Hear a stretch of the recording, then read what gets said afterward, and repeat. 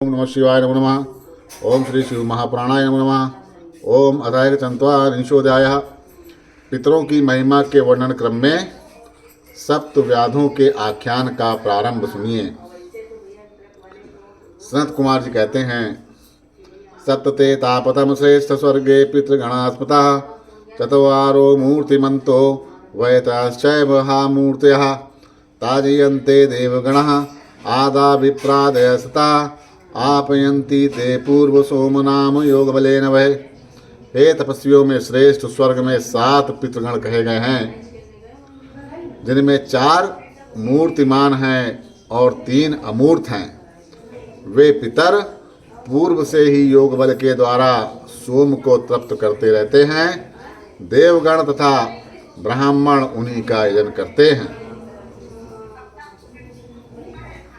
तस्माच्चाध्वनि देयानि योगानाम तु विशेषतः सर्वेषां राजतं पात्रमथवा राजतं दत्तं स्वादाम पुरोधाये साध्यं प्रीणाति वै पतन् वारेपयानाम कृत्वा सोम्यस्य तु यस्य वै उद्गायानमप्नाव भावे पासु वा पुनः पितृप्राणयन्ति यो भक्तया पितरा प्राणयन्ति तम्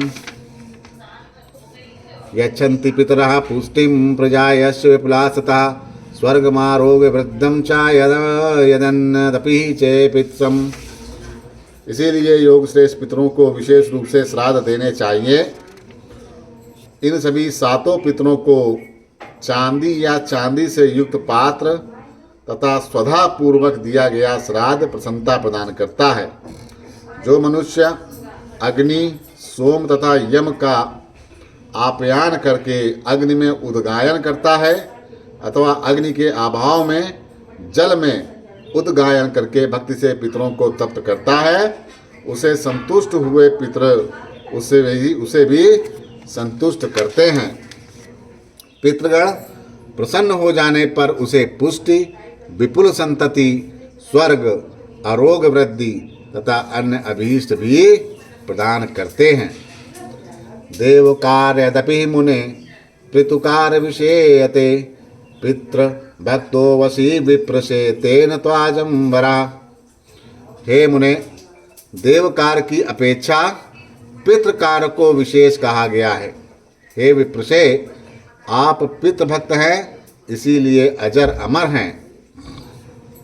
न योगेन गतः सा तु पितृभक्तस्य या मुने पितृभक्ति विशेषण तस्मात् कार्या महामुने। हे मुने, योग से भी वो गति नहीं प्राप्त होती जो पितृभक्त को प्राप्त होती है। इसीलिए हे महामुने, विशेष रूप से पितृभक्ति करनी चाहिए।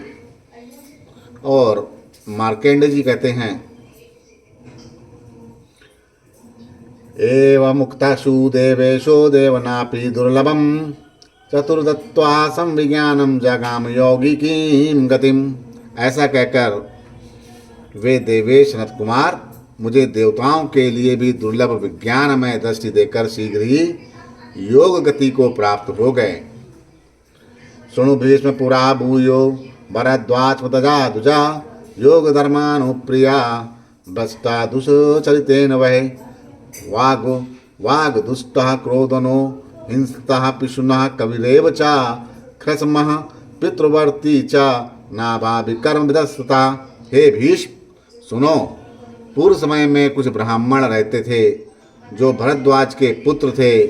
वे योग धर्म का सेवन करते रहते, दुराचार में फंस जाने के कारण स्वर्ग से भ्रष्ट हो गए।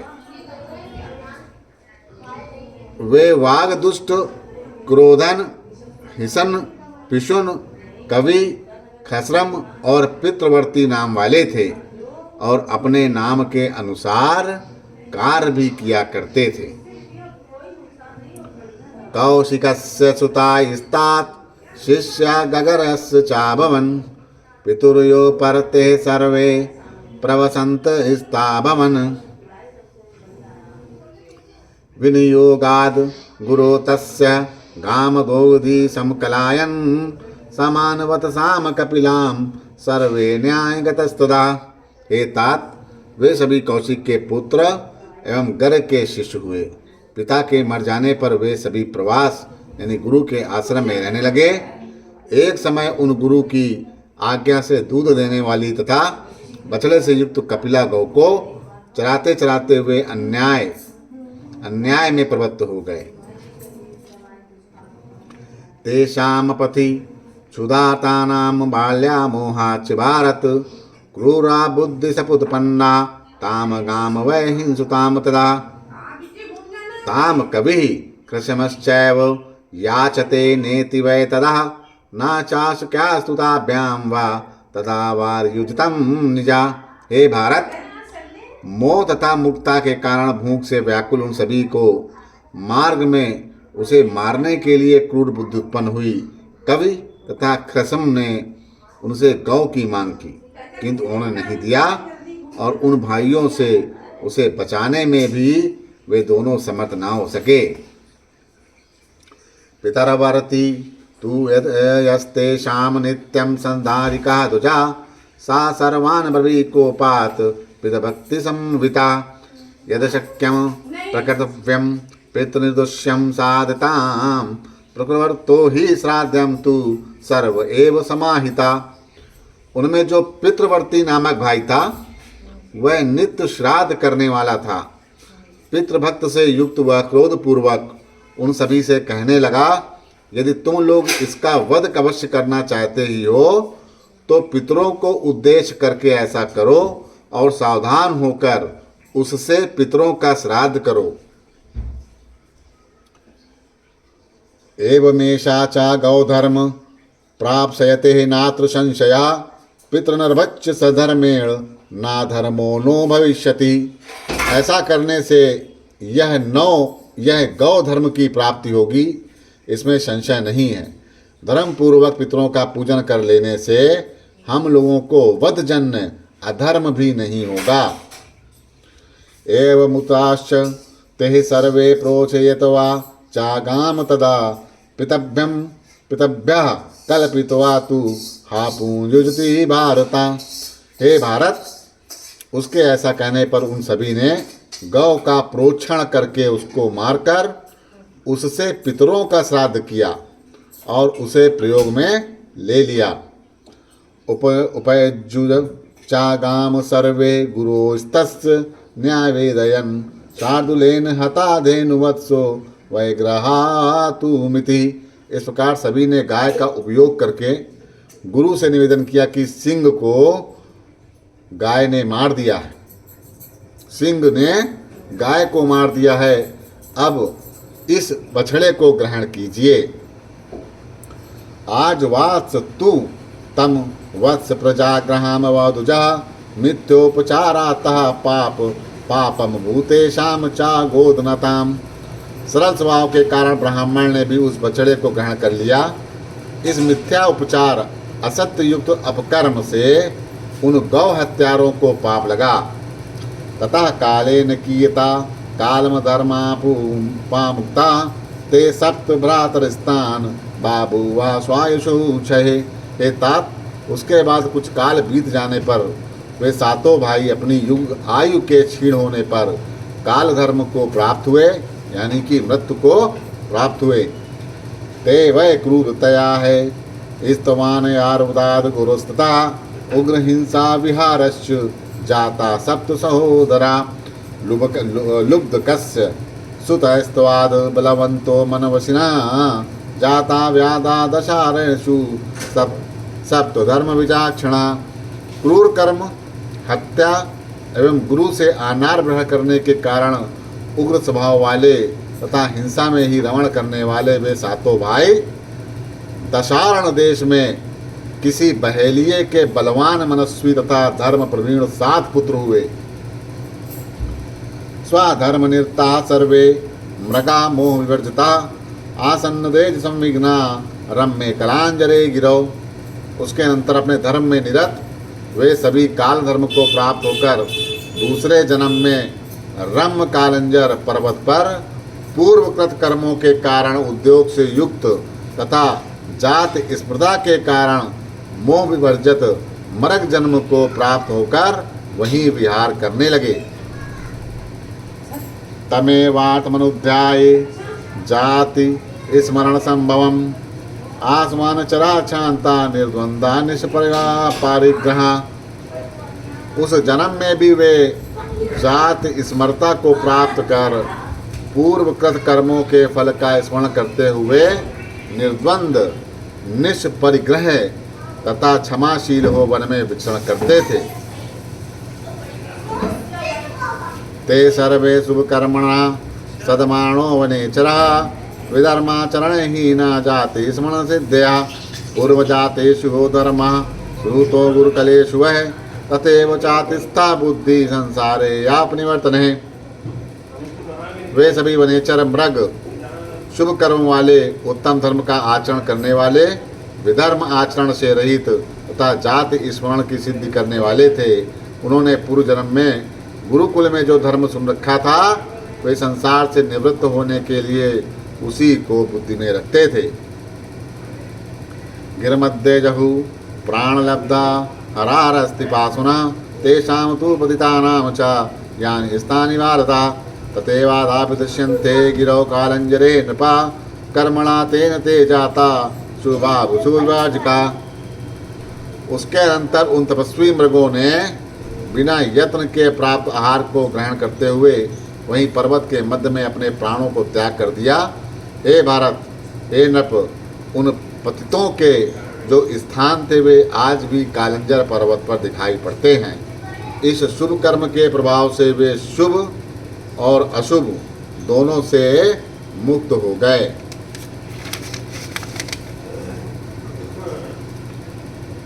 शुभाचुभाता राम योनि चक्रवाक वाक मांगता शुभे देशे शरदीपे सप्तैवा सकलं संजलकुलोकसा तयक्तुवः सहचरी धर्म मुनयो धर्मधारिणा निसंगो धर्म शासंतो निर्द्वंदो निष्परिग्रहे।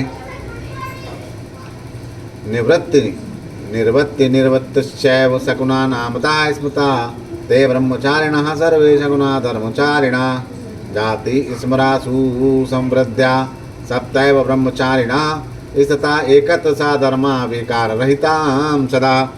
पुनः वे सातों मृग परम पुण्य क्षेत्र शरदीप में शुभ से भी और शुभ जलवासी चक्रवात योनि को प्राप्त हुए। वे सहचारी धर्म का त्याग करके मुनियों की भांति धर्म निरत होकर रहते थे। वे पक्षी निसंग निर्मम शांत निर्द्वंद निष्परिग्रह निर्वत्ति तथा निर्वत्त नाम वाले थे। वे सभी ब्रह्मचर्य परायण तथा धर्मनिरत थे।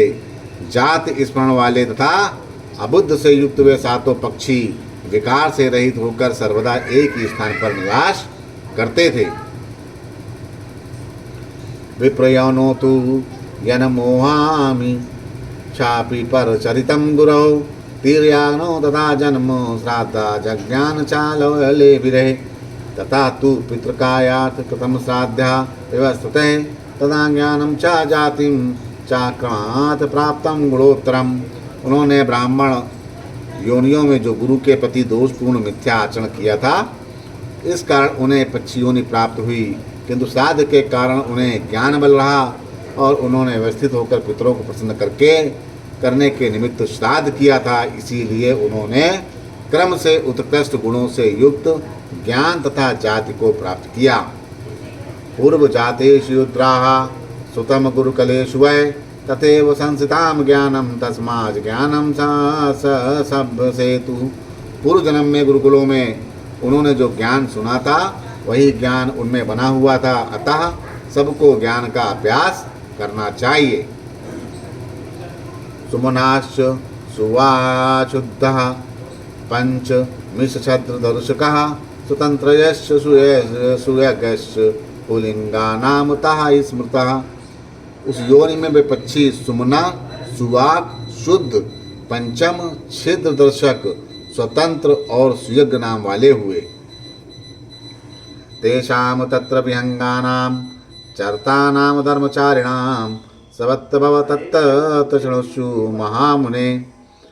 नीपानामीश्वरो राजा प्रभावेण संविता श्रीमानन्तः पूर्ववृत्तो वनम तत्राविवेशः। हे महामुने, वन में विचरण करने वाले उन धर्मात्मा पक्षियों के सामने जो सुंदर घटना घटी उसे आप सुनाएं। नीप देश का बड़ा प्रभावशाली तथा श्रीमान राजा विभ्राज एक समय अंतःपुर की स्त्रियों से युक्त होकर उस वन में आया। स्वतंत्र वक्रश्चवाकः सा स्पृहामासतं नृपं दृष्ट्वा यान्तं सुकोपेतं राज्याशोभ संविदं। सुख संपन्न तथा राज शोभा युक्त उस राजा को आया देखकर स्वतंत्र नामक उस चक्रवाक ने यह इच्छा की यदस्ति सुकृतम किंचित तपो वा नियमो यापि वः किन्नो हामुवासेन तपसा निश्चलेन च तस्य सर्वस्य पूर्णेन फलेनापि कृतेन हि सर्वसौभाग्य पात्राशु भवेयमहमीदृशः। इस निश्चल तथा तप एवं निरंतर उपवास से मैं अत्यंत शिथिल हो गया हूँ। यदि मेरा कुछ पुण्य तप नियम हो तो उसके करने से प्राप्त हुए पूर्ण फल से मैं इसी के सदस्य संपूर्ण सौभाग्य का पात्र हो जाऊं। मार्कंडेय जी बोलते हैं, ततस्तु चक्रवाको द्वाया सुता सहचारिणो आवाम वै सचिवो स्यावतो प्रीतेषणो। उसके बाद दोनों सहचारी चक्रवाकों ने कहा कि हम दोनों तुम्हारे राजा होने पर तुम्हारे प्रिय तथा हितैषी मंत्री होंगे। ततेत युक्ता तु तस्यात सीतता योगात्मनो गति एवं तौ चक्रवाको च स्वावाक्यं प्रत्याभाषितम्। तब ऐसा ही हो, ऐसा कह उनके कहने से उस युगात्मा की वैसी ही गति हो गई जिससे दोनों चक्रवाकों ने मंत्री होने के लिए अपनी बात की थी। यस्मात् कर्म ब्रुवाण स्तवम योग धर्मापवयं तम एवं वरम प्रार्थयासे तस्माद् वाक्यं निबोध में। तदुपरांत उन तीनों पक्षियों से चौथा पक्षी शुचिवाक कहने लगा, योग धर्म को प्राप्त करके भी ऐसा वर चाह रहे हो, तुम कर्म की बात कर रहे हो अर्थात कर्म बंधन में बंधना चाहते हो, तो अब मैं जो कह रहा हूँ उसको सुनो। राजा तमपिता तात कापिल्य नगरोत्तमे एतौ ते साचिवो स्याताम व्याभिचार प्रवर्षितो न तनुचो स्त्रियो राज्यम चतुरा सहचारिणा सा प्रसादम पुनश्चक्रे तन्मध्ये सुमनाम ब्रवीत। एतात तुम श्रेष्ठ काम्पिल्य नगर के राजा होगे एवं योग से भ्रष्ट हुए ये दोनों चक्रवाक तुम्हारे मंत्री होंगे। तदनुपरांत राजलोलूप उन पक्षियों से जब अन्य पक्षियों ने बोलना बंद कर दिया तब वे तीनों अपने अपने चारों सहचरों से कहने लगे, हम पर कृपा कीजिए। तब उनमें से सुमना नामक पक्षी बोला। सुमना क्या बोला? अंतमान भविता शापा पुनर्योगा वापस्था सर्वसत्वरुत यस्य स्वतंत्र योयम भविष्यति विप्र प्रसाद दादुष्माभि संप्राप्तम सुकृतम भवेत् गाम प्रेषयेत वह धर्मेण पृथ्वैश्चाचोपकल्पिता।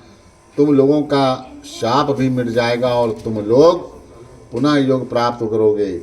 यह स्वतंत्र सभी प्राणियों की भाषा का जानकार होगा। तुम सभी के पितरों के प्रसाद का पुण्य प्राप्त करोगे, क्योंकि गौ का प्रोक्षण कर तुम लोगों ने पितरों के निमित्त श्राद्ध किया था।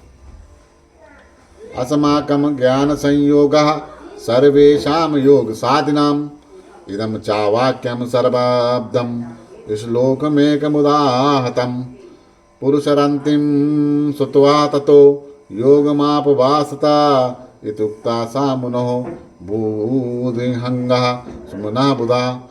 हम लोगों के ज्ञान का संयोग तुम सभी के योग के निमित्त कैसा बनेगा, इस विषय में जब तुम लोग किसी पुरुष से हम लोगों के द्वारा कहा गया श्लोक सुनोगे तब तुम्हें योग की प्राप्ति होगी।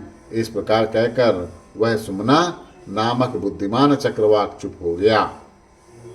मार्कंडेय जी कहते हैं, लोकानाम स्वास्थ्य ताता शंतनु प्रवारात्मजा इत्युक्तम चरित्रम में किम भूयो सोतिमिच्छसि। एतात ये शंतनु पुत्र, मैंने लोक कल्याण के निमित्त यह चरित्र आपसे कहा। अब दूसरा क्या सुनना चाहते हैं? इति श्री शिव महापुराणे पंचम संहितायाम पित्त सर्ग वर्णन सप्त व्याधि गति वर्णन नाम चिंतोश्रादाय। इस प्रकार श्री शिव महापुराण के अंतर्गत 5वीं संहिता में पितर सर्ग वर्णन तथा सप्त व्याधि गति वर्णन नामक 41वां अध्याय पूर्ण हुआ। बोलो श्री शंकर भगवान की जय।